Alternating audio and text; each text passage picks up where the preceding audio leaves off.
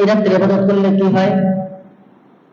আল্লাহ নবী সাল্লাল্লাহু আলাইহি ওয়াসাল্লাম হাদিস শরীফের মধ্যে বলছেন, মান কামা লাইলাতাল কদরি ঈমানান ওয়া ইহতিসাবান গুফিরা লাহু মা তাকদ্দামা মিন যামবি।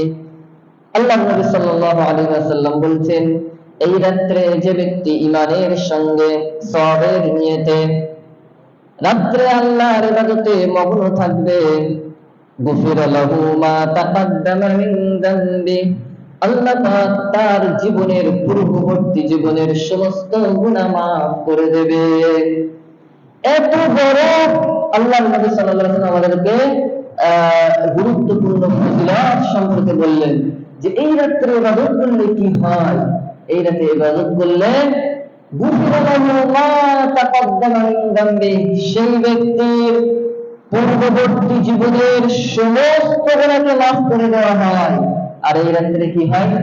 হযরত জিবরাইল আলাইহিস সালাম তিনি ফেরেশতাদের দলবল নিয়ে দুনিয়ায় অবতীর্ণ হয়ে যান এবং সারা দুনিয়ায় যেখানে যে বান্দা বান্দী ইবাদতে লিপ্ত থাকবে সেখানে গিয়ে তাদের সাথে করমর্দন করেন আর আল্লাহর কাছে মাগফিরাত, রাহমাত, নাজাতের দোয়া করতে থাকেন।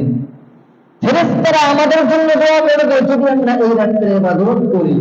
তাহলে এত বড় বিষয় আর এত লাভ, এত সওয়াব, এত ফজিলত এই রাতগুলো আছে।